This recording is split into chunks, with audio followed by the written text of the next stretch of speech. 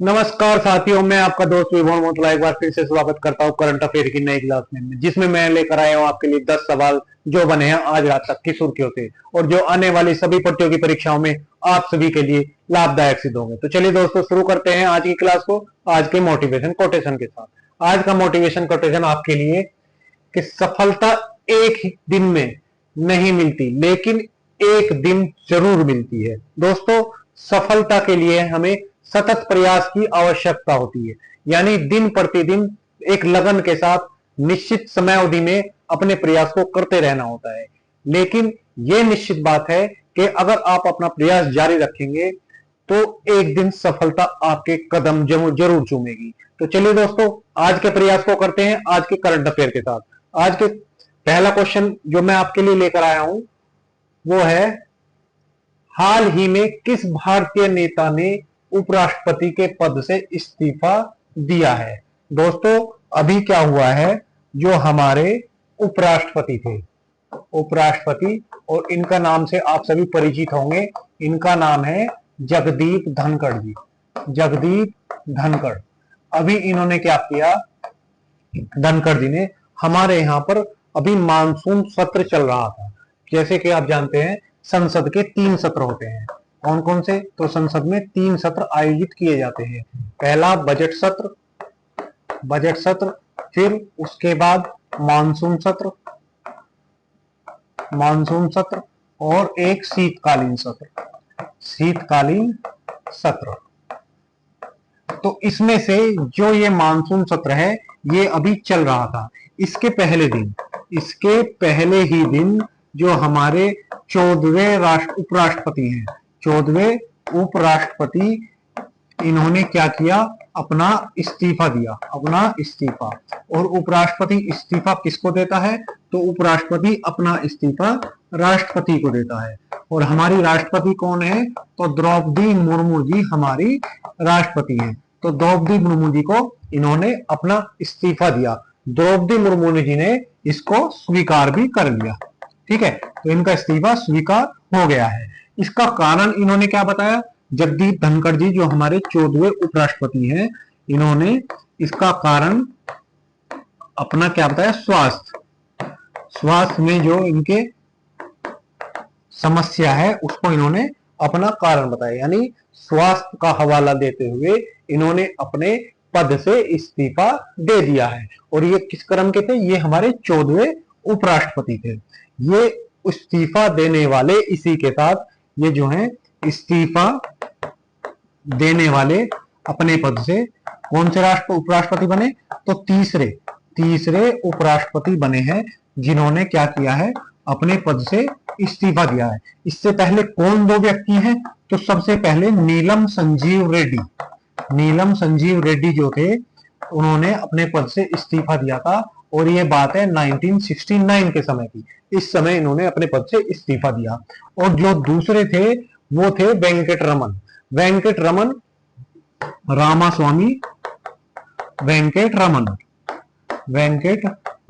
और इन्होंने इस्तीफा कब दिया? तो 1987 में इन्होंने अपने पद से इस्तीफा दिया। तो पहले व्यक्ति नीलम संजीव रेड्डी जी थे और उसके बाद रामा वेंकट स्वामी थे, इन्होंने भी अपने पद से इस्तीफा दिया। इसी के साथ जगदीप धनखड़ जी तीसरे ऐसे उपराष्ट्रपति बने हैं जिन्होंने अपने कार्यकाल के बीच में ही इस्तीफा दिया था। ठीक है, इन दोनों ने अपने राष्ट्रपति का चुनाव लड़ने के लिए इस्तीफा दिया, लेकिन इन्होंने स्वास्थ्य का कारण या स्वास्थ्य का हवाला देते हुए अपने पद से इस्तीफा दिया। अब अगर मैं बात करूं कि राष्ट्रपति को जो उपराष्ट्रपति इस्तीफा देते हैं ये कौन से अनुच्छेद में लिखा है? तो जैसा कि हम जानते हैं, जो उपराष्ट्रपति हैं, उपराष्ट्रपति हमारे संविधान के भाग कौन से में है? तो भाग 5 में है।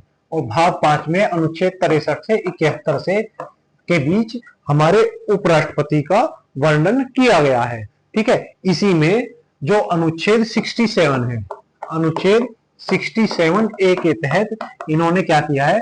अपने पद से इस्तीफा दिया है। ठीक है, अपने पद से इन्होंने इस्तीफा दिया है। किसको दिया है? तो हमारे राष्ट्रपति जी को इस्तीफा ये देते हैं। साथ ही अनुच्छेद जो 68 है, 68(2) 68(2) में लिखा है कि उपराष्ट्रपति का चुनाव, राष्ट्रपति का चुनाव इस्तीफा देने के, उपराष्ट्रपति इस्तीफा देने के 60 दिन के भीतर, 60 दिन के भीतर चुन लिया जाएगा। यानी जो दूसरा उपराष्ट्रपति है वो 60 दिन के भीतर हमें चुनना होगा। ये बात किसमें लिखी है? तो अनुच्छेद 68(2) में ये बात हमारे संविधान में लिखी गई है। राष्ट्रपति संविधान के भाग 5 में है, भाग 5 में है और 63 से 71 के बीच में दिया हुआ है। अगर बात करूं इनके कार्यकाल की, तो इनके कार्यकाल 5 वर्ष होता है। क्या कार्यकाल होता है? इनका 5 वर्ष होता है। और इनका कार्य क्या होता है? तो ये अनुच्छेद 64 के तहत, अनुच्छेद 64 में ये बात लिखी गई है कि उपराष्ट्रपति जो हैं वो क्या होंगे? हमारे राज्यसभा के पदेन सभापति होंगे, पदेन सभापति। इसका मतलब क्या हुआ? सभापति होंगे। जैसा कि हम जानते हैं राज्यसभा में ऐसे सब लोग बैठे रहते हैं, यहाँ पर सीटें लगी होती हैं और यहाँ पर एक हेड अध्यक्ष बैठता है। ठीक है, यहाँ पर कौन बैठता है? एक अध्यक्ष बैठता है। तो इसके जो अध्यक्ष होंगे राज्यसभा के, वो कौन होंगे? जो हमारे उपराष्ट्रपति के पद पर चुन के आएंगे, वो ये सीट को ग्रहण करेंगे। तो इसको कहा जाता है कि राष्ट्रपति राज्यसभा का पदेन सभापति होता है। उपराष्ट्रपति अगर कोई बन गया तो यहाँ का अध्यक्ष वैसे ही बन जाएगा। ठीक है, तो ये बात किसमें लिखी है? अनुच्छेद 64 में लिखी है। अनुच्छेद 63 में क्या लिखा है? कि भारत का एक उपराष्ट्रपति होगा। ठीक है, अब ये जब इन्होंने इस्तीफा दे दिया है तो इनकी जिम्मेदारियों का कार्य कौन करेगा? यानी 60 दिन में इनका क्या होगा? चुनाव होगा। लेकिन इस 60 दिन तक संसद को या राज्यसभा को चलाने की जिम्मेदारी किसकी होगी? तो ये जिम्मेदारी निभाते हैं राज्यसभा के उपसभापति। राज्यसभा के उपसभापति जो है इस जिम्मेदारी को निभाएंगे जब तक ये स्थान रिक्त है। जब तक उपराष्ट्रपति का स्थान रिक्त है तब तक राज्यसभा के उपसभापति इस जिम्मेदारी को निभाएंगे। और वर्तमान में ये जो राज्यसभा के उपसभापति हैं वो कौन है? तो वो हरिवंश नारायण सिंह ये क्या है? वर्तमान में राज्यसभा के उपसभापति हैं। और ये कौन सी पार्टी से आते हैं? तो ये जनता दल यूनाइटेड पार्टी से आते हैं। ठीक है, जनता दल यूनाइटेड पार्टी के ये क्या है? तो एमपी हैं, जो अभी किसकी बागडोर संभालेंगे? जो राज्यसभा के सभापति का कार्यभार संभालेंगे। चलिए दोस्तों, तो ये था हमारा क्वेश्चन नंबर 1। ये हमारे जगदीप धनखड़ जी जो अभी जिन्होंने इस्तीफा दे दिया है, ये देखिए इनके साइन करके इन्होंने राष्ट्रपति को सौंप दिया और राष्ट्रपति ने इनके जो इस्तीफे को स्वीकार भी कर लिया है। चलिए दोस्तों, अब ये कुछ अनुच्छेद मैंने आपके लिए लिखे हैं जो उपराष्ट्रपति से संबंधित है। जैसे अनुच्छेद 63 कहता है कि भारत का एक उपराष्ट्रपति होगा। तो अनुच्छेद 63 हमें बताता है भारत का एक उपराष्ट्रपति होगा। अनुच्छेद 64 हमें बताता है उपराष्ट्रपति राज्यसभा का पदेन सभापति होगा। जैसा मैंने आपको बताया कि अगर उपराष्ट्रपति के पद पर चुना जाता है तो राज्यसभा का सभापति स्वतः ही बन जाएगा। अनुच्छेद 65 राष्ट्रपति के रूप में कार्य करना, उसकी अनुपस्थिति में कार्यों का निर्वहन करना। यानी अगर उपराष्ट्रपति नहीं है तो उसका कार्यभार कौन संभालेगा? उसका कार्यभार उपराष्ट्रपति संभालेगा। और ये बात किसमें लिखी है? तो ये बात अनुच्छेद 65 में लिखी है। अनुच्छेद 66 में उपराष्ट्रपति का चुनाव के बारे में वर्णन किया गया है। वहीं 67 में जैसा कि मैंने आपको बताया उपराष्ट्रपति का कार्यकाल कितना है? 5 वर्ष है। ठीक है, इनका कार्यकाल कब तक है? 5 वर्ष है। यहां पर आप ये ध्यान रखेंगे कार्यकाल इनका 5 वर्ष है। यानी राज्यसभा के सदस्य का कार्यकाल कितना होता है? 6 वर्ष होता है, लेकिन उसके सभापति का कार्यकाल कितना होगा? 5 वर्ष होगा। अनुच्छेद 68 उपराष्ट्रपति के पद की रिक्त भरने के लिए चुनाव कराने का समय, जैसा मैंने आपको बताया 60 दिन के भीतर चुनाव कराना है। तो ये किसमें है? 68 में लिखी है, 68(2) में लिखी गई बात है। अनुच्छेद 69 उपराष्ट्रपति द्वारा शपथ का प्रतिज्ञान का वर्णन है। 70 में किसी राष्ट्रपति के कार्यों का निर्वहन का वर्णन है। अनुच्छेद 71 में राष्ट्रपति या उपराष्ट्रपति के चुनाव से संबंधित या उससे जुड़े जितने भी मामले होंगे वो सुप्रीम कोर्ट उनका निर्णय करेगा। तो ये बात इसमें लिखी गई है। अब बात रह जाती है योग्यता की। तो इनकी योग्यता क्या होगी? उपराष्ट्रपति चुने जाने के लिए सबसे पहले तो भारतीय नागरिक हो, भारतीय नागरिक, दूसरा 35 वर्ष की आयु पूरी कर चुका हो, तीसरा क्या है, दिवालिया या पागल ना हो, दिवालिया या पागल ना हो, लाभ के पद पर ना हो, लाभ के पद पर न हो, और ठीक है, तो भारतीय नागरिक हो, 35 वर्ष की, और राज्यसभा, राज्यसभा का सदस्य बनने की योग्यता रखता हो, सदस्य बनने की योग्यता रखता हो, योग्यता रखता हो। ठीक है, योग्यताओं में राष्ट्रपति उपराष्ट्रपति में यही अंतर है, उपराष्ट्रपति को राज्यसभा का सदस्य, वहीं अगर राष्ट्रपति की योग्यता की बात करेंगे तो यहां पर लोकसभा का, ठीक है, आता है। चलिए, हाल ही में किस संस्थान ने राष्ट्रीय दुर्लभ रक्तदाता रजिस्ट्री शुरू की है? तो अभी आईसीएमआर, आईसीएमआर द्वारा, Indian council of medical research द्वारा यह शुरू किया गया है। हाल ही में नाच 3.0 किस संस्थान द्वारा लॉन्च किया गया है? तो ये NPCI, national payment corporation of India द्वारा लॉन्च किया गया है। हाल ही में गूगल के नई एआई मोड को किस तकनीक द्वारा संचालित किया जाएगा? तो आपको मैंने बताया जेमिनी 2.5 द्वारा। हाल ही में भारत का पहला of grid green hydrogen plant किस कंपनी द्वारा शुरू किया गया? तो ये अडानी द्वारा शुरू किया गया, अडानी जी ने ये शुरू किया। चलिए देखते हैं क्वेश्चन नंबर 2। क्वेश्चन नंबर 2 है हमारा, हाल ही में भारत ने किस देश के साथ अपना मुक्त व्यापार समझौते को मंजूरी दी है? दोस्तों अभी क्या है कि जो हमारे प्रधानमंत्री मोदी जी हैं, पीएम मोदी जी अभी कहां पर हैं? तो ब्रिटेन की यात्रा पर हैं, ब्रिटेन की यात्रा पर। और इस यात्रा के दौरान जब ये लंदन पहुंचे तो लंदन में इन्होंने क्या किया? एफटीए, फ्री ट्रेड एग्रीमेंट, यानी मुक्त व्यापार समझौता, मुक्त व्यापार समझौते पर क्या किया? हस्ताक्षर किए। ठीक है, किसने किए? तो हमारे पीएम मोदी जी ने लंदन में एफटीए पर क्या किए? हस्ताक्षर किए। ठीक है, तो किसके साथ? तो यूनाइटेड किंगडम के साथ। तो इसका उत्तर हो गया ए। ठीक है, तो किसने किए? पीएम मोदी जी ने लंदन की यात्रा पे थे, वहां पर एफटीए पर हस्ताक्षर किए। ठीक, जिसे हम, इस एफटीए को हम किस रूप से जानते हैं? सीईटीए, सीईटीए के नाम से जानते हैं, जिसकी फुल फॉर्म क्या होगी? Compressive economic trade agreement. ठीक है, अब इसमें होगा क्या? दरअसल ये एफटीए किया क्यों जाता है?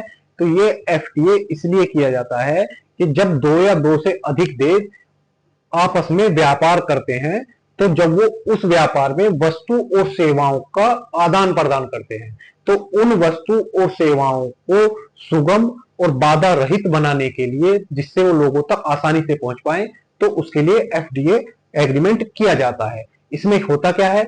इसमें जो देश है जो सामान दूसरे देश से मंगा रहा है, उसके सामानों पर कम से कम शुल्क लगाता है। यानी अगर भारत ये देखो, ये हो गया भारत, और ये क्या हो गया? ये यूनाइटेड किंगडम।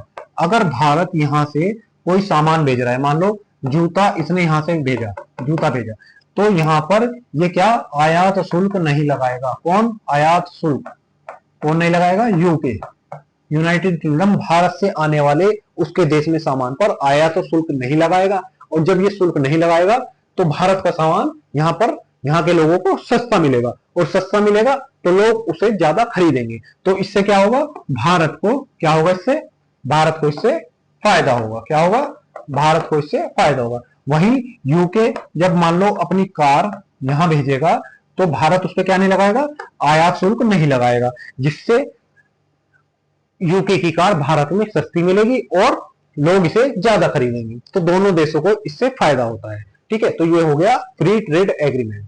अब यूके ये करने वाला देश बना है। इससे पहले कौन कौन कर चुके हैं? तो ऑस्ट्रेलिया और यूएई दोनों देश भारत के साथ क्या कर चुके हैं? फ्री ट्रेड एग्रीमेंट कर चुके हैं। सभी देश भारत के साथ फ्री ट्रेड एग्रीमेंट के लिए लालायित हैं। किसका कारण है? भारत की बड़ी आबादी और भारत का बड़ा मार्केट। क्योंकि यहाँ पर बड़ा मार्केट है तो यहाँ पर मांग ज्यादा है, यानी उनके माल की खपत यहाँ पर ज्यादा हो सकती है। इसलिए भारत के साथ ये सब लोग क्या करने के लिए? एफटीए करने के लिए आतुर है। तो अभी किसने किया है? तो यूके ने किया है, और प्रधानमंत्री जी यूके की यात्रा पर भी अभी गए हुए हैं। ठीक है, अब इसमें होगा क्या? इस समझौते में जो भारत और यूके के बीच है, इसमें जो लक्ष्य रखा गया है वह है Bharat plus UK, United kingdom के व्यापार को 2030 तक 120 अरब डॉलर के पार पहुंचाना, ये क्या है? इसका लक्ष्य रखा गया है। अब दोनों आपस में जो व्यापार करेंगे उस व्यापार को 120 अरब डॉलर के पार पहुंचाना, ये इसमें लक्ष्य निर्धारित किया गया है। अब इसमें कौन सा देश क्या बेचेगा? तो इसमें जो भारत है, भारत क्योंकि यहाँ पर लेबर सस्ती है तो लेबर से बनने वाले जैसे सामान हुए, जैसे हमारा चमड़ा, जूते, परिधान यानी वस्त्र, ठीक है, क्या हुआ? चमड़ा, जूते, वस्त्र, ऑटोमोबाइल, ये क्या होगा? वहां पर यूके इन पे कम से कम टैरिफ लगाएगा, यानी आयात शुल्क लगाएगा, जिससे वहां पर क्या होगा? सामान सस्ते मिलेंगे। वहीं यूके हमारे यहाँ क्या करना चाहता है? तो यूके हमारे यहाँ जैसे विस्की और कारें, इनको बेचना चाहता है, तो भारत विस्की और कारों पर टैरिफ कम कर देगा, यानी अब अंग्रेजों की शराब हमारे यहाँ सस्ते में मिलेगी। तो ये शराब पीने वालों के लिए खुशखबरी है, भैया अंग्रेजी वाली पीना। ठीक है, तो ये हो गया फ्री ट्रेड एग्रीमेंट। चलिए, अगर अब मैं बात करूं यूके की, तो चलिए थोड़ा जूम कर लेते हैं तो आपको अच्छे से समझ आएगा।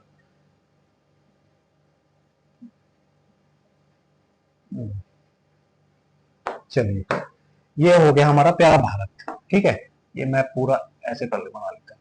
तो ये हो गया हमारा प्यारा भारत, और यहां से हम पश्चिम में जाएंगे तो यूरोप पड़ेगा, और यूरोप के भी पश्चिम में जो देश है उसे कहते हैं हम यूनाइटेड किंगडम। जो आपको पीला पीला दिख रहा है, क्योंकि ये पूरा देश क्या है? ये है आयरलैंड।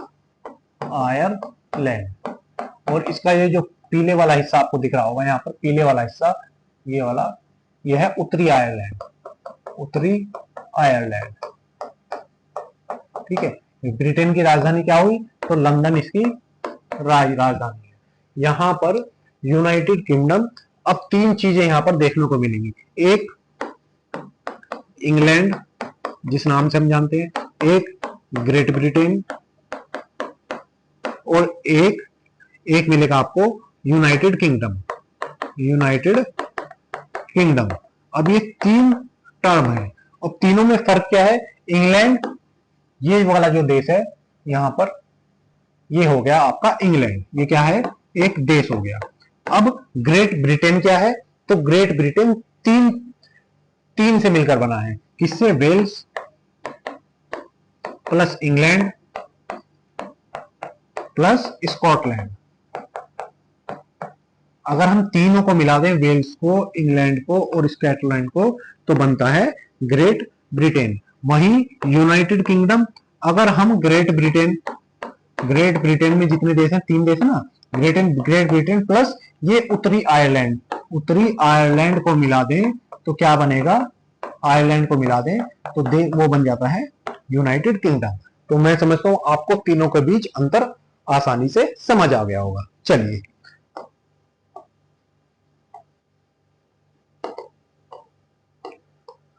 रिवीजन के क्वेश्चंस पिछले महीने के।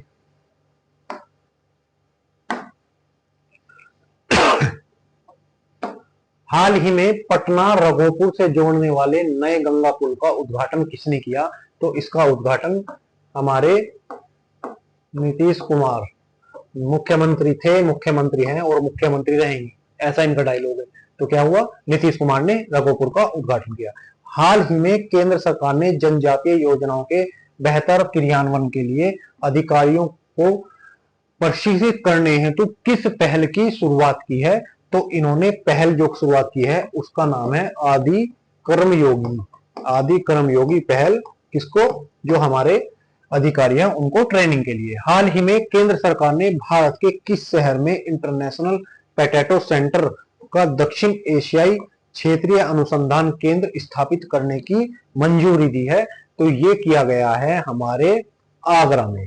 ताजमहल की सिटी आगरा, इसमें क्या है? इंटरनेशनल पोटैटो यानी आलू अनुसंधान केंद्र कहां पर खोला गया है? तो ये आगरा में खोला गया है।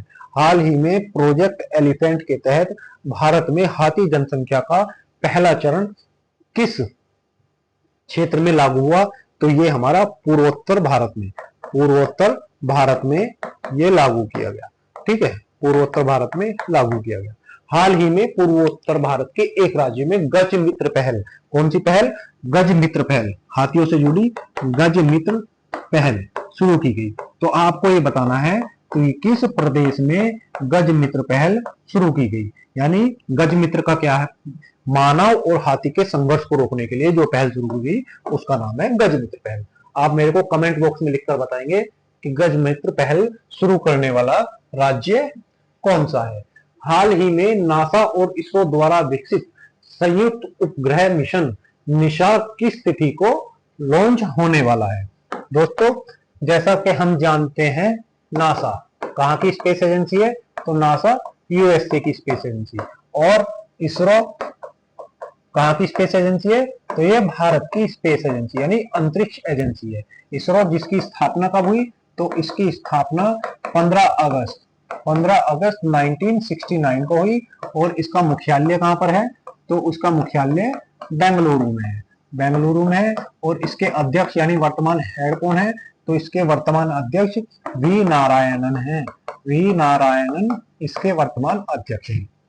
ठीक है, इसने नासा जो यूएसए की स्पेस यानी अंतरिक्ष एजेंसी है, दोनों ने मिलकर एक उपग्रह क्या किया है? लॉन्च किया है। और उसका नाम क्या है? निसार, निसार उपग्रह। इसका फुल फॉर्म क्या हुई? इसकी फुल फॉर्म है, इसकी फुल फॉर्म होगी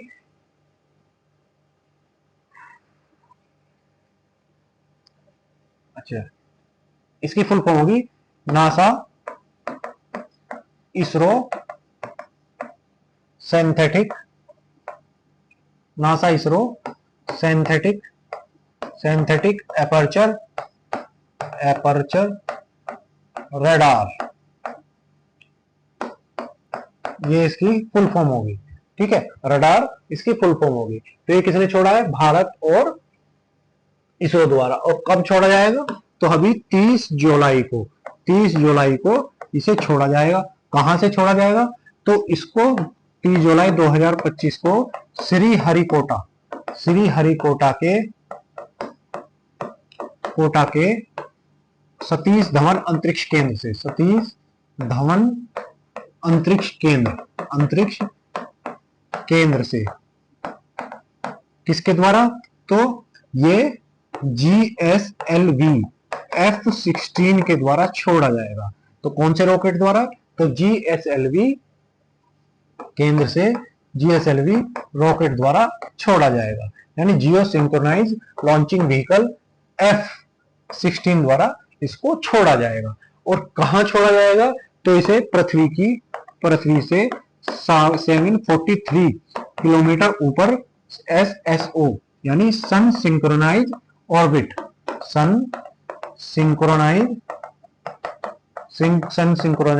ऑर्बिट में इसे छोड़ा जाएगा। ऑर्बिट में छोड़ा जाएगा, जिसे हम पोलर ऑर्बिट के नाम से भी जानते हैं। पोलर ऑर्बिट के नाम से भी हम इसको जानते हैं। तो यहां पर इसको छोड़ा जाएगा। और कितने एंगल पर छोड़ा जाएगा? तो इसका एंगल होगा 98.4 डिग्री। ठीक है, 98.4 डिग्री के झुकाव पर इसको छोड़ा जाएगा। कहां पर? तो इसको सन सिंक्रोनाइज ऑर्बिट में छोड़ा जाएगा। आज तक मैंने आपको पृथ्वी के 3 ऑर्बिटों के बारे में बताया है। आज मैं आपको चौथे ऑर्बिट के बारे में भी बताऊंगा, लेकिन उससे पहले चलिए बताते हैं। तो आज हम जानेंगे पृथ्वी के ऑर्बिट के बारे में। दोस्तों, ये हो गई हमारी पृथ्वी। और पृथ्वी पर हम ऐसे करके कुछ सैटेलाइट छोड़ते हैं। ये आपको सैटेलाइट दिख रहे होंगे पृथ्वी के चारों तरफ, ठीक है। अब ये पृथ्वी है और इसके बीच में जो ये लाइन खींची है इसको हम जानते हैं इक्वेटर, इस नाम से इक्वेटर या भूमध्य रेखा, भूमध्य रेखा। अब अगर इस भूमध्य रेखा की ओर इस रेखा पर, ठीक है, 3 ऑर्बिट मैंने आपको बताए हैं, लियो, मियो और, ठीक है, तो 3 ऑर्बिट, लियो अर्थ ऑर्बिट यानी निम्न कक्षा जो होती है इसकी, ये कहां से कहां तक, तो ये लगभग, ये मान लीजिए आप 160 किलोमीटर से 2000 किलोमीटर तक जो ऊंचाई तक जो कक्षा होगी उसको हम लो अर्थ ऑर्बिट। दूसरा 2000 से और 2000 से 35,786 किलोमीटर तक जो ऑर्बिट होगा उसको हम मीडियम, और उससे ऊपर वाले ऑर्बिट जो इससे 36,000 से जो ऊपर ऑर्बिट होगा उसको हम सिंक्रोनाइज अर्थ ऑर्बिट के नाम से जानते हैं। तो ये 3 कक्षाएं होगी। अगर हम भूमध्य रेखा पर इस कक्षा को छोड़ते हैं, यानी पृथ्वी के चारों तरफ अगर ऐसे घूमने वाला भूमध्य रेखा के सामने घूमने वाला अगर हम इसको छोड़ते हैं तो उसको हम एससीओ एमईओ या जियो सिंक्रोनाइज ऑर्बिट के नाम से जानते हैं, ठीक है, जियो सिंक्रोनाइज ऑर्बिट के नाम से हम इसको जानते हैं। अगर पृथ्वी के भूमध्य रेखा के चारों ओर वो घूम रहा है तो उसको हम जियो सिंक्रोनाइज ऑर्बिट जानते हैं। अब ये हमारी पृथ्वी है और पृथ्वी का ये क्या हो गया, ध्रुव पोल, ये नॉर्थ पोल और ये साउथ पोल। अगर हम कोई रॉकेट, कोई सैटेलाइट इसके चारों ओर घूमने के लिए छोड़ते हैं तो उसको हम सन सिंक्रोनाइज या पोलर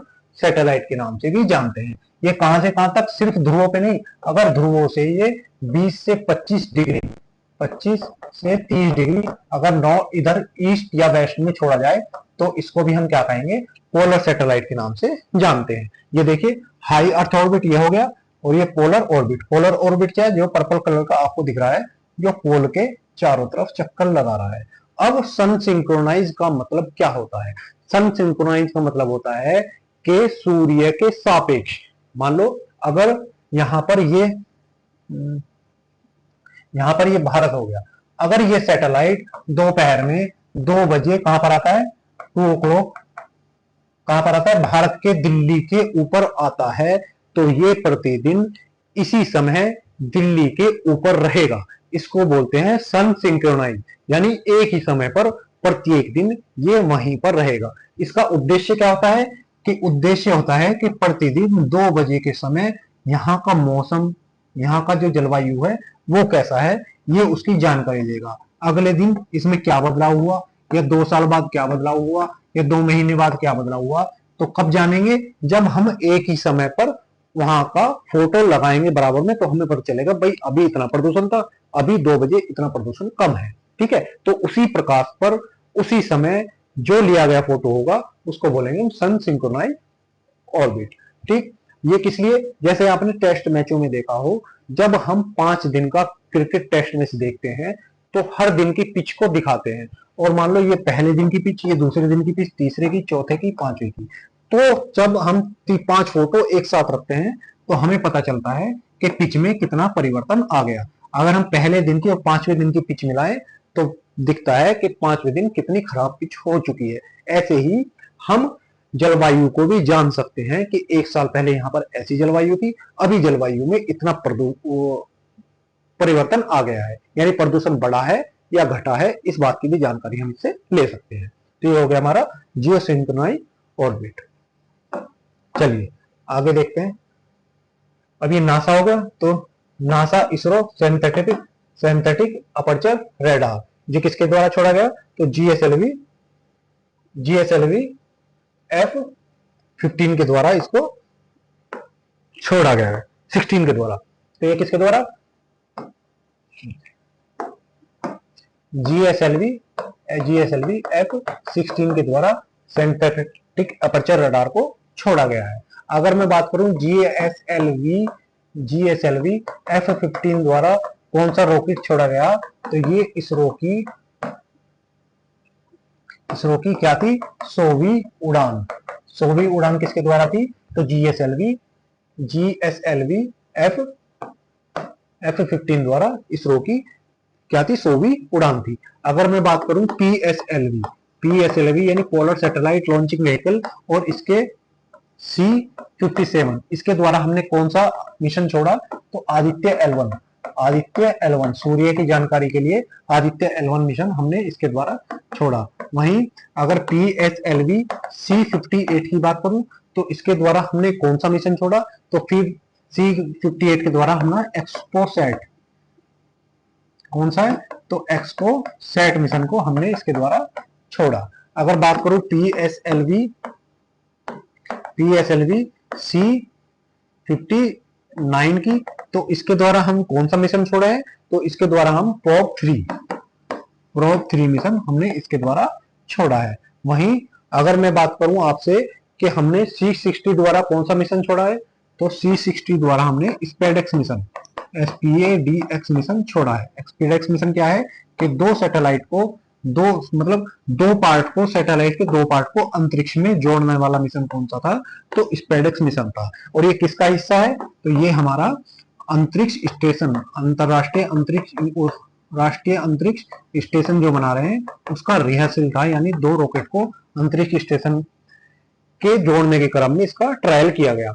अब बात करूं, इसरो ने अभी हाल ही में घोषणा की है कि 2035 तक इसरो क्या करेगा, अपना अंतरिक्ष स्टेशन स्थापित करेगा। ठीक है, अंतरिक्ष स्टेशन कहां, अंतरिक्ष में स्थापित करेगा। अंतरिक्ष स्टेशन क्या होता है, तो अंतरिक्ष स्टेशन होता है अंतरिक्ष में 4 कमरों का घर। जैसे कौन सा है, ISS इंटरनेशनल स्पेस स्टेशन है, जिसकी स्थापना कब की गई, तो 2011 में जिसने काम करना शुरू किया। वैसे इस पर कार्य 1998 से चल रहा था।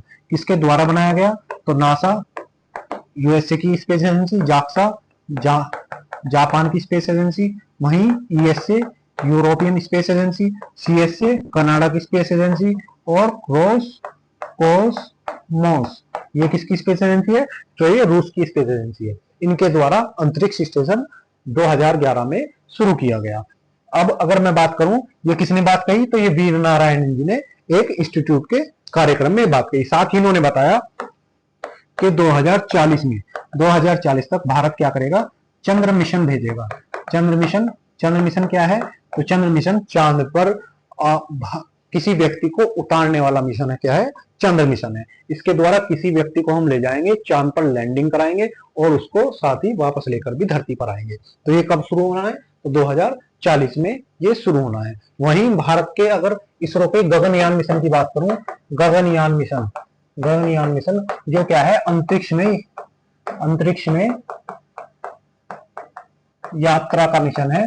ये कब तक है, तो 2026 तक इसकी डेडलाइन रखी है कि इसरो हम इसको भी लॉन्च करेंगे। चलिए, ये क्वेश्चन हो गया हमारा क्वेश्चन नंबर 3। केंद्रीय माध्यमिक शिक्षा बोर्ड CBSE ने किस वर्ष से कक्षा 10वीं के छात्र के लिए साल में 2 बार बोर्ड परीक्षा आयोजित करने की योजना को मंजूरी दी है। तो अब इन्होंने क्या किया है, 2026 में इसमें क्या होगा कि जो बच्चा 3 सब्जेक्ट में पास है तो वो अपने नंबर इंप्रूवमेंट के लिए दोबारा पेपर दे सकता है। हाल ही में बिहार सरकार ने किस धार्मिक स्थल पर मां जानकी मंदिर के निर्माण को पुनर्विकसित विकास के लिए एक न्यास यानी ट्रस्ट का गठन किया है। तो जो हमारा सीता माता का मंदिर है सीतामढ़ी में, वहां पर इसका क्या किया है, ट्रस्ट का गठन किया है। हाल ही में किस भारतीय शतरंज खिलाड़ी ने चेस कप मास्टर 2025 का खिताब जीता, तो ये प्रज्ञानंदा ने ये खिताब जीता है। राष्ट्रीय सांख्यिकी दिवस नेशनल स्टैटिस्टिक्स डे हर साल किस तारीख को मनाया जाता है, तो ये 27 जून को मनाया जाता है। ठीक है, 27 जून को मनाया जाता है। चलिए, क्वेश्चन नंबर 4 है हमारा, हाल ही में अशोक स्तंभ की प्रतिकृति का अनावरण किस देश में किया गया है। अभी क्या हुआ है, जो हमारे पड़ोसी देश है श्रीलंका, कौन सा देश, श्रीलंका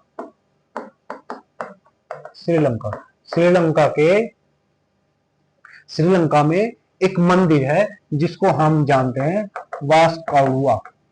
वास्कोड़वा में क्या हुआ है, अशोक स्तंभ का अनावरण किया गया है। स्तंभ का अनावरण किया गया है, ठीक है, किया गया है। कहां पर, तो श्रीलंका के वास्कोड़वा में इसका अनावरण किया गया है, ठीक है। ये वास्कोड़वा है क्या, तो ये श्रीलंका के श्रीलंका में कुलतारा स्थान पर बौद्ध मंदिर है। तो इसमें जो भारत के राजनयिक है, भारत के यहाँ पर श्रीलंका में नियुक्त जो उच्चायुक्त है, उच्चायुक्त उन्होंने इसका उद्घाटन किया है। तो इनका नाम क्या है, संतोष झा। तो हमारे जो उच्चायुक्त हैं श्रीलंका में, उन्होंने इसका उद्घाटन किया है। इसका उद्घाटन किया क्यों गया है, क्योंकि जो सम्राट अशोक थे, इन्होंने अपने पुत्र महिंद्रा और पुत्री, जो इनकी पुत्री थी उसका नाम था अरहंत संमित, इन दोनों को, अपने पुत्र और पुत्री को श्रीलंका में बौद्ध धर्म के प्रचार के लिए भेजा था।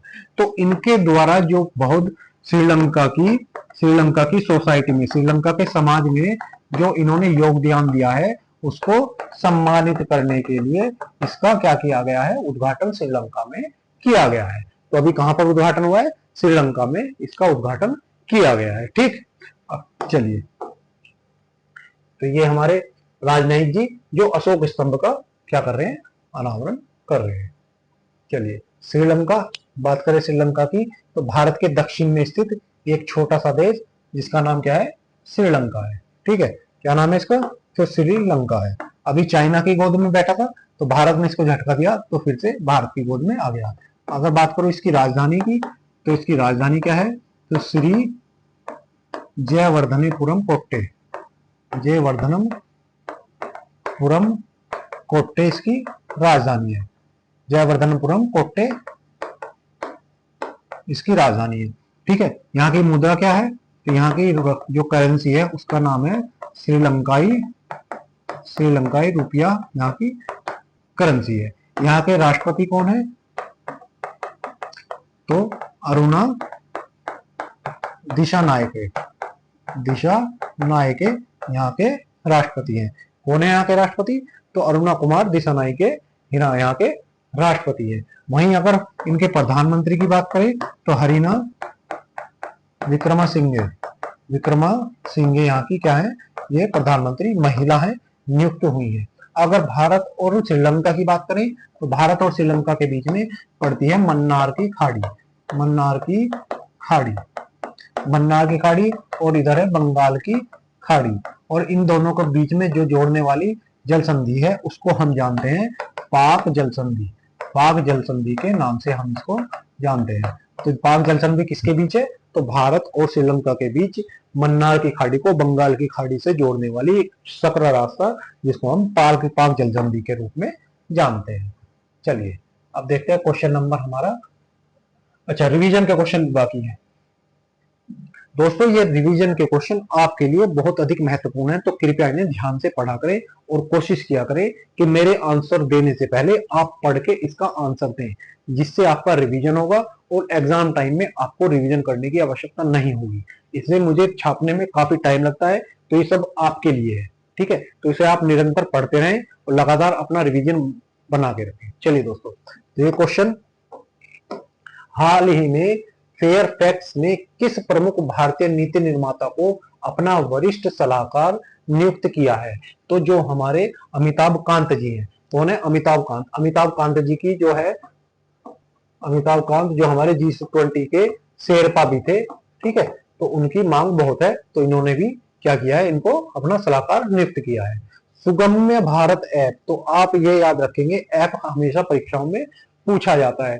तो सुगम्य भारत ऐप किस मंत्रालय के अधीन शुरू किया गया, तो जो हमारा सामाजिक न्याय सामाजिक न्याय मंत्रालय, सामाजिक न्याय और अधिकारिता मंत्रालय है, और अधिकारिता मंत्रालय इसके अधीन शुरू किया गया है। ठीक है, न्याय, सामाजिक न्याय और अधिकारिता मंत्रालय के अधीन शुरू किया गया है। आपको मुझे कमेंट बॉक्स में बताना है कि इसके वर्तमान में मंत्री कौन है। हाल ही में इंडिया एनर्जी स्टॉक की पहल किस मंत्रालय द्वारा शुरू की गई? तो ये विद्युत मंत्रालय द्वारा शुरू की गई पहल है। किस मंत्रालय द्वारा? विद्युत मंत्रालय द्वारा शुरू की गई पहल है। हाल ही में राष्ट्रीय हल्दी बोर्ड का उद्घाटन का मुख्यालय का उद्घाटन कहाँ किया गया है? तो अभी अमित शाह जी ने इसका उद्घाटन किया। कहां पर? निजामाबाद। निजामाबाद, निजामाबाद कहां पर है? तो तेलंगाना में इसका उद्घाटन किया गया है। ठीक है, तेलंगाना में इसका उद्घाटन किया गया है। चलिए, हाल ही में जारी रिपोर्ट के अनुसार भारत ने पिछले 5 वर्षों में बौद्धिक संपदा यानी इंटेलेक्चुअल प्रॉपर्टी राइट्स में फाइलिंग में कितने प्रतिशत की वृद्धि की है? तो अभी भारत के आंकड़ों के अनुसार भारत ने 44% की वृद्धि की है। कितने परसेंट की वृद्धि की है? तो 44% की वृद्धि की है। किसमें? तो बौद्धिक संपदा में। बौद्धिक संपदा, बौद्धिक संपदा में कितने की वृद्धि की है? तो 44% की वृद्धि की है। कब से? तो 2020 से 21 और 2024 से 25 इसके बीच में 44% की इसमें वृद्धि देखने को। अगर बात करूं इस समय कितने पंजीकरण हुआ करते थे, तो इस समय यहाँ पर 4.79 लाख पंजीकरण हुआ करते थे। मतलब 2020 से 21 के बीच में जो साल था, मतलब 77 लाख कितने पंजीकरण हुए थे। जो पंजीकरण बढ़कर अब कितने हो गए हैं? 6.89 लाख हो गए हैं। यानी इतनी की बढ़ोतरी इसमें देखने को मिली है। और जो परसेंटेज में कितनी होती है? तो 40 होती है। बौद्धिक संपदा होता क्या है? यानी जो भी कार्य आपने अपना दिमाग का उपयोग करके किया है ना, ये कई प्रकार के होते हैं। जैसे आपने मान लो कोई सॉफ्टवेयर डेवलप किया है, तो उस पर आपको कॉपीराइट मिलेगा। आपने कोई खाने का सामान बनाया है या कोई कालीन बनाया है, तो उसके आपको जीआई टैग मिलेगा। ठीक है, ऐसे ही डिजाइन का होता है। ऐसे ही कोई दवाई बनाई है तो उसका पेटेंट आपको मिलेगा। तो ये कई प्रकार के होते हैं। ठीक है, तो इस दौरान जो हमने बौद्धिक संपदा में सबसे ज्यादा जो वृद्धि की है वो जीआई टैग में की है।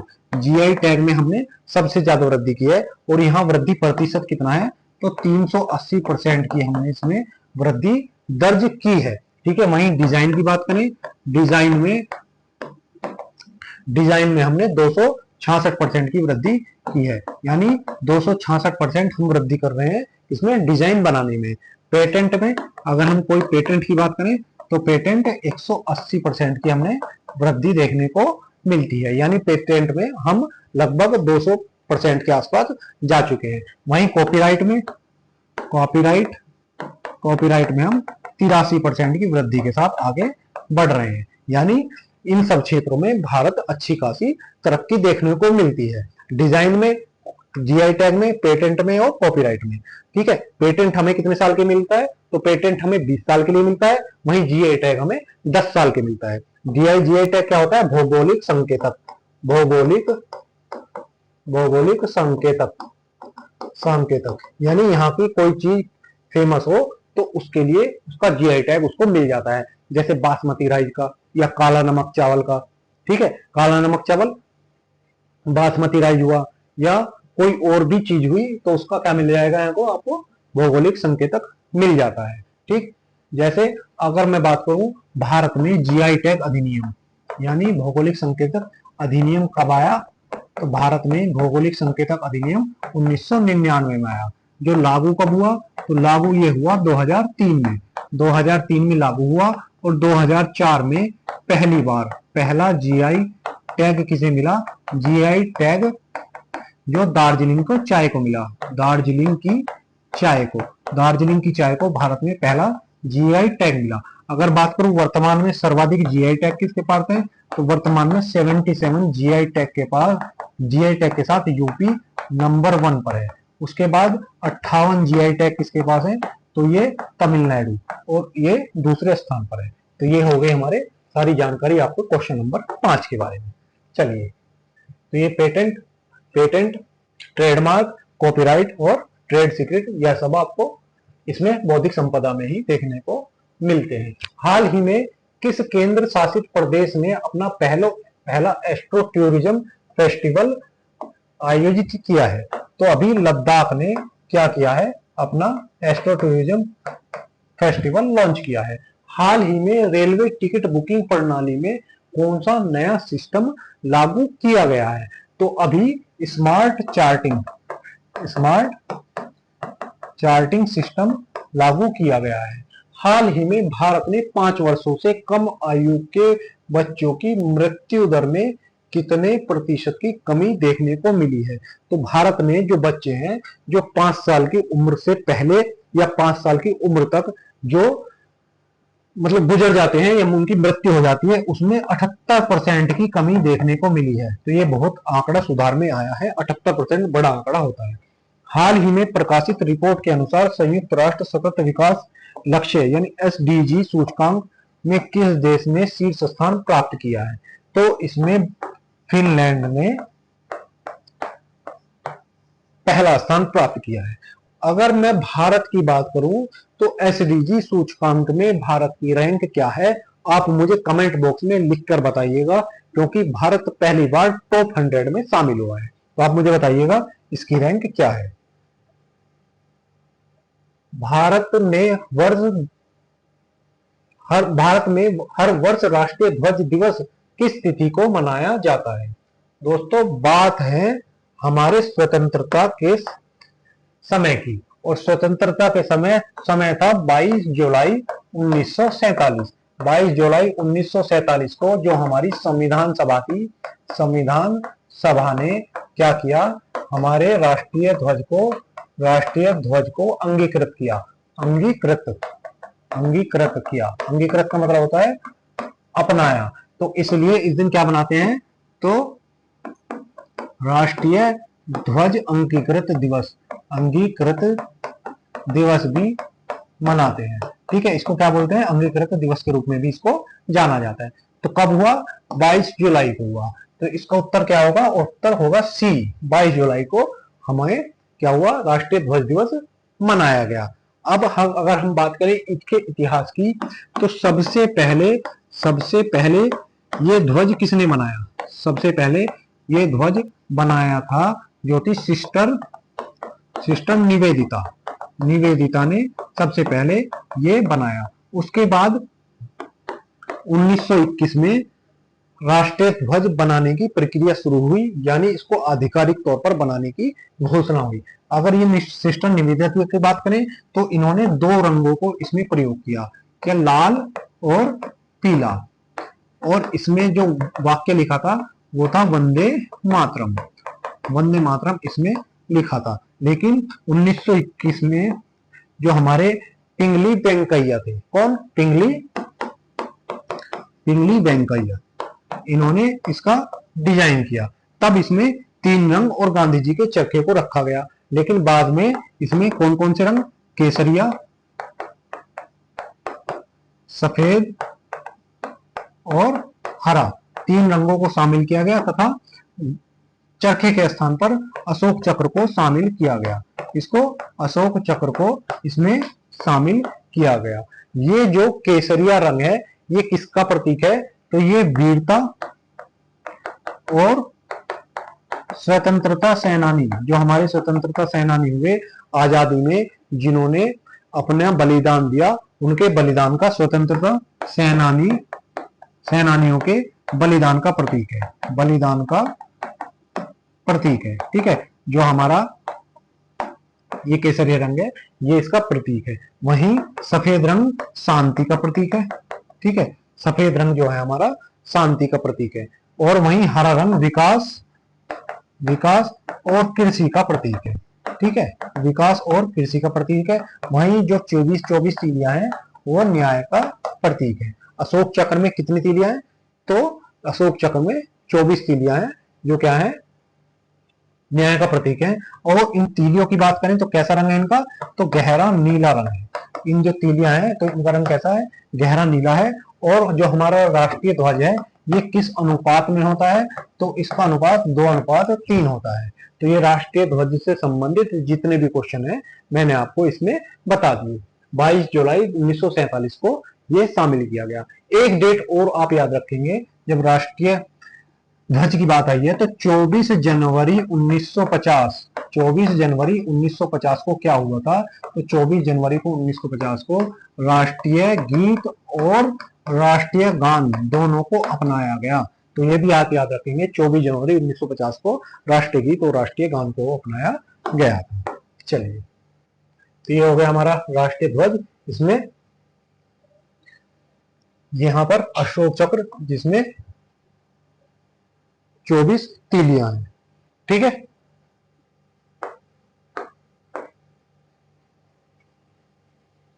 चलिए, ये केसरिया रंग, ये हरा रंग और ये वो सफेद और हरा रंग। अब बात करें अगर जुलाई के दिवस की, जुलाई के दिवस के महत्वपूर्ण दिवस का भी रिवीजन कर लेते हैं। 1 जुलाई तो कौन कौन सा दिवस मनाया जाता है, नेशनल डॉक्टर डे यानी राष्ट्रीय चिकित्सा दिवस, जीएसटी डे, सीए दिवस और एसबीआई स्थापना दिवस। ये कब मनाए जाते हैं, तो ये सब किसको, 1 जुलाई को। वहीं 2 जुलाई को अंतरराष्ट्रीय सहकारिता दिवस, अंतरराष्ट्रीय सहकारिता दिवस मनाया जाता है। वहीं 4 जुलाई को यूएसए स्वतंत्रता दिवस, यूएसए स्वतंत्रता दिवस के रूप में क्या 4 जुलाई को मनाया जाता है। 11 जुलाई को अंतरराष्ट्रीय जनसंख्या दिवस, अंतरराष्ट्रीय जनसंख्या दिवस मनाया जाता है, क्योंकि इस दिन हमारी जनसंख्या जो है 5 बिलियन हुई थी, तो इसलिए हम अंतरराष्ट्रीय जनसंख्या दिवस इस दिन मनाते हैं।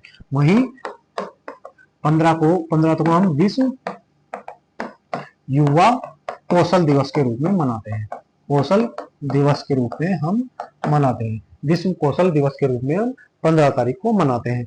17 तारीख को हम अंतरराष्ट्रीय न्याय दिवस, अंतरराष्ट्रीय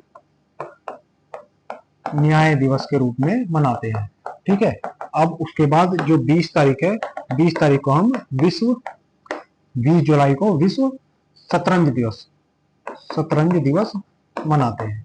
विश्व शतरंज दिवस हम 20 जुलाई को मनाते हैं। तो ये अब तक के जो हमारे दिवस थे वो हमने आपको सारे लिखा दिए। अब क्वेश्चन देखते हैं रिवीजन के। हाल ही में राष्ट्रीय खेल नीति 2025 की अध्यक्षता को मंजूरी दी है। तो ये हमारे पीएम मोदी जी हैं, उनकी अध्यक्षता में इसको मंजूरी दी गई है। हाल ही में भारत का पहला लकड़ी से निर्मित गुरुद्वारा कहाँ मनाया गया, इसके लिए लकड़ी भी मैंने आपको पढ़ाया था, यूके से आई थी और पंजाब के फजलिका में मनाया गया। फाजिलिका पंजाब में ये बनाया गया, ठीक है। हाल ही में आरबीआई के नए कार्यकारी निदेशक के रूप में किसे नियुक्त किया गया है, तो आरबीआई के जो कार्यकारी निदेशक हैं उनका नाम है केशव रंजन जी को आरबीआई का कार्यकारी निदेशक नियुक्त किया गया है। हाल ही में भारतीय नौसेना ने किस नए स्टील्थ युद्धपोत को शामिल किया गया है, तो आईएनएस तमाला यानी इंडियन नेवल शिप तमाला को इसमें शामिल किया गया है। और कहां पर किया गया है, तो रूस में इसको शामिल किया गया है, ठीक है। राजनाथ सिंह जी हमारे वहां पर पहुंचे थे। चलिए क्वेश्चन नंबर 7 है आज का। हाल ही में किस विधेयक के तहत बीसीसीआई को राष्ट्रीय खेल निकाय के दायरे में लाने का प्रस्ताव किया गया है, तो हाल ही में जो हमारी बीसीसीआई है, बीसीसीआई यानी cricket control board of India, क्या है, भारतीय क्रिकेट कंट्रोल बोर्ड, अभी इसके लिए राष्ट्रीय खेल शासन विधेयक 2025 पारित किया गया। राष्ट्रीय खेल शासन विधेयक एक्ट 2025 पारित किया गया। अब इसके तहत क्या होगा, जो हमारी बीसीसीआई है ये आरटीआई यानी राइट टू इंफॉर्मेशन एक्ट के अधीन आ जाएगी। यानी अब तक बीसीसीआई इससे बाहर थी, अब इसके अधीन इसको लाया गया है। साथ ही इसे एनएसएफ यानी राष्ट्रीय खेल महासंघ के रूप में मान्यता दी जाएगी। इससे क्या होगा, इसे बीसीसीआई को, यानी किसे, इसे का मतलब बीसीसीआई को एनएसएफ राष्ट्रीय खेल महासंघ, खेल महासंघ के रूप में क्या दी जाएगी, मान्यता दी जाएगी, मान्यता दी जाएगी। क्योंकि अभी क्या हो रहा है कि T20 को ओलंपिक में शामिल किया जा रहा है, इसके तहत ये किया गया है, क्योंकि अभी तक आरटीआई एक्ट से ये बाहर था और आप इसके बारे में कितना पैसा बीसीसीआई कमा रही है, कितना नहीं कमा रही, उसकी आप जानकारी नहीं ले सकते थे। अब इस पर कंट्रोल यानी नियंत्रण स्थापित कर दिया है सरकार ने ये अधिनियम के द्वारा। अगर मैं बात करूं बीसीसीआई यानी भारतीय क्रिकेट बोर्ड ऑफ इंडिया, इसकी स्थापना तो 1928 में इसकी स्थापना की गई थी। यानी जो भारत की टीम आप खेलते हुए देखते हैं वो भारत की टीम नहीं थी, वो बीसीसीआई की टीम थी। अब वो भारत की टीम बन जाएगी, ठीक है। और इसके अध्यक्ष कौन है, तो इसके अध्यक्ष रोजर बिन्नी है, रोजर बिन्नी इसके अध्यक्ष है, ठीक है। रोजर बिन्नी इसके अध्यक्ष बनाए गए। चलिए ठीक है। अब ये राष्ट्रीय खेल नीति की जो कुछ विशेषताएं हैं कि बीसीसीआई को राष्ट्रीय खेल महासंघ के रूप में मान्यता दी जाएगी और इसे आरटीआई अधिनियम के अंतर्गत ला दिया जाएगा। यानी अब इसे क्या होगा, राइट टू इंफॉर्मेशन यानी जानने के अधिकार के अधिनियम के तहत इसको ला दिया जाएगा। खेल अधिकारियों को अधिकतम आयु 75 वर्ष तक बढ़ाई गई है। मतलब जो इसमें अधिकारी हैं उनको 75 वर्ष तक की अनुमति दी गई है कि वो इसमें कार्य कर सकते हैं। अभी इसलिए की गई है, इसमें बाद में संशोधन कर देंगे, कहीं विरोध ना हो जाए, क्योंकि वहां पर मोटी मलाई वो लोग खाते हैं तो अभी उनको दिक्कत होगी। तो कह दिया कि भाई 75 साल तक आप बने रहेंगे, लेकिन धीरे धीरे मुझे लगता है सरकार इसको भी कम करेगी। राष्ट्रीय खेल बोर्ड एनएसबी का गठन किया जाएगा, जिसकी निगरानी शक्तियों को युक्त होगा, ठीक है। तो एनएसबी का भी इसमें गठन किया जाएगा। सभी खेल संघों को संचालन समिति, खिलाड़ियों प्रतिनिधि, महिलाओं प्रतिष्ठित खिलाड़ियों और अनिवार्य जिम्मेदारी, मतलब ये सब इसकी विशेषताएं हैं जो इसके बारे में दिया जाएगा, ठीक है। राष्ट्रीय खेल अधिकरण यानी नेशनल स्पोर्ट्स ट्रिब्यूनल का गठन किया जाएगा, जिसकी अपील सर्वोच्च न्यायालय में, अगर आपका कोई डिस्प्यूट होता है तो इसके लिए एक अधिकरण का गठन भी इसमें किया गया है। अभी क्या हुआ है कि अभी बीसीसीआई पर सरकार का कोई नियंत्रण नहीं था, यानी बीसीसीआई जो कमा ले जो बेच ले सब उसके अधीन था। अभी उसको सरकारी नियंत्रण में धीरे धीरे लाया जा रहा है, तो उसके लिए प्रयास सरकार द्वारा किया गया। चलिए, हाल ही में तमिलनाडु में प्रस्तावित 4 लेन राजमार्ग परियोजना किस योजना के अंतर्गत स्वीकृत की गई है? तो ये योजना जो हमारी भारत माला परियोजना है उसके अंदर, भारत माला परियोजना के तहत इसको क्या किया गया है, इसको शुरू किया गया है। हाल ही में किसने महायोगी गोरखपुर विश्वविद्यालय गोरखपुर में नई सुविधाओं का उद्घाटन किया है? तो जो हमारी द्रौपदी मुर्मू जी हैं, यानी हमारी राष्ट्रपति, उन्होंने इसका उद्घाटन किया है। हाल ही में रिक्लेम फ्रेमवर्क किस मंत्रालय द्वारा शुरू किया गया है? तो ये कोयला मंत्रालय द्वारा शुरू किया गया है। किसके द्वारा? तो कोयला मंत्रालय द्वारा ये शुरू किया गया है। हाल ही में नियुक्त नाम बदलकर किसके सम्मान में रखा गया है? तो सावित्रीबाई फूले के सम्मान में इसे रखा गया है, ठीक है। चलिए आगे क्वेश्चन नंबर 8। क्वेश्चन नंबर 8 है आज का, हाल ही में बीमा सखी योजना को बढ़ावा देने के लिए एलआईसी ने किस मंत्रालय के साथ समझौता किया है? तो एलआईसी ने अभी जो हमारा ग्रामीण विकास मंत्रालय है इसके साथ समझौता किया है। तो किसने? एलआईसी ने प्लस ग्रामीण विकास मंत्रालय के साथ समझौता किया है। किसके लिए? तो जो बीमा सखी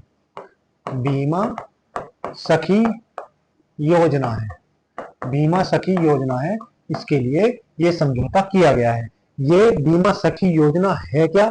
तो इसकी शुरुआत 9 दिसंबर 2024 को की गई थी। 9 दिसंबर 2024 को इसकी शुरुआत की गई थी। और क्यों की गई थी? इसकी शुरुआत की गई थी जिससे कि एजेंट, LIC के एजेंट महिलाओं को बनाया जा सके, यानी ग्रामीण महिलाओं को जीवन बीमा क्षेत्र में स्थायी कैरियर बनाने के अवसर प्रदान करने के लिए। किसको? तो ग्रामीण महिलाओं को जीवन बीमा क्षेत्र में जीवन बीमा क्षेत्र में क्या करना है? तो कैरियर बनाने के अवसर प्रदान करना, कैरियर बनाने के अवसर उपलब्ध कराना इसका उद्देश्य था। ठीक है, यानी आपको इसमें क्या होगा? महिला एजेंट बनाना इसका उद्देश्य था। और इसमें कुछ स्टिपेंड मिलता है, यानी कुछ पैसे भी मिलते हैं। जैसा कि आप जानते होंगे LIC की जो आपके आस पड़ोस में जो LIC के एजेंट है, उनके महिलाओं के तौर पर उन एजेंट को बनाना, ये इसका उद्देश्य है। तो किसके साथ सहयोग किया है? तो ग्रामीण विकास मंत्रालय के साथ इसमें सहयोग किया है LIC। चलिए, हाल ही में financial fraud risk index FRIS किसने विकसित किया है? तो ये किसने भी विकसित किया है? दूरसंचार विभाग ने इसको क्या किया है? विकसित किया है। हाल ही में संयुक्त राष्ट्र सुरक्षा परिषद की अध्यक्षता कौन करेगा? तो पाकिस्तान नल्ले को इसकी क्या मिल गई है? इसकी अध्यक्षता मिल गई है। हाल ही में किस देश ने तालिबान सरकार को आधिकारिक रूप से मान्यता देने वाला पहला देश बना? तो ये देश रूस बना है। हाल ही में भारत ने किस देश के साथ हरित इस्पात एल्यूमीनियम क्षेत्र में रणनीतिक साझेदारी की है? तो भारत ने UAE यानी संयुक्त राष्ट्र अमीरात के साथ ये साझेदारी की है। चलिए, क्वेश्चन नंबर आपका 9, भारत कितने वर्षों के अंतराल के बाद FIDE विश्व कप यानी चेस वर्ल्ड कप की मेजबानी कर रहा है? तो भारत 23 वर्ष बाद 30 अक्टूबर 2025 से और 27 नवंबर 2025 के बीच क्या करेगा? भारत इसकी मेजबानी करने वाला है। यानी भारत 206 जो खिलाड़ी आएंगे, इसमें भाग लेने वाले खिलाड़ी कितने हैं? तो भाग लेने वाले खिलाड़ी कितने होंगे? तो भाग लेने वाले खिलाड़ी नॉकआउट स्टेज में 206 होंगे। यानी जो शुरू में भाग लेंगे 206 खिलाड़ी लोगे, बाकी आगे करते हुए चले जाएंगे। ठीक है, तो भारत 23 साल बाद इसकी मेजबानी कर रहा है। तो इसका ऑप्शन हो गया डी, 23 साल बाद इसकी मेजबानी कर रहा है। अगर बात करूं अंतरराष्ट्रीय शतरंज दिवस कब मनाया जाता है? तो 20 जुलाई को हाल ही में हमने अंतरराष्ट्रीय शतरंज दिवस मनाया। भारत के 87वें ग्रैंड मास्टर कौन है? भारत के 87वें ग्रैंड मास्टर कौन बने? तो भारत के 87वें ग्रैंड मास्टर जो बने हैं उनका नाम है AR हरिकृष्णन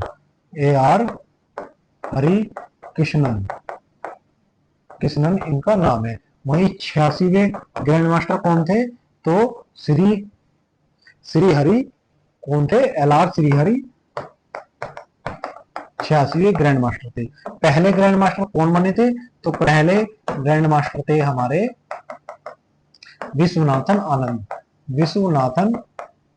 आनंद हमारे क्या थे? पहले ग्रैंड मास्टर थे। ठीक है, तो ये हो गया हमारा क्वेश्चन नंबर 9। तो ये चेस वर्ल्ड कप जो 30 अक्टूबर से 27 नवंबर के बीच भारत में खेला जाएगा। भारत शतरंज के बारे में जैसा कि मैंने आपको बताया, शतरंज हमारे 5वीं सदी में इसके होने के साक्ष्य मिलते हैं। ठीक है, 5वीं सदी में इसको हम किस नाम से जानते थे? तो 5वीं सदी में हम शतरंज को हम चतुरंग के नाम से जाना करते थे।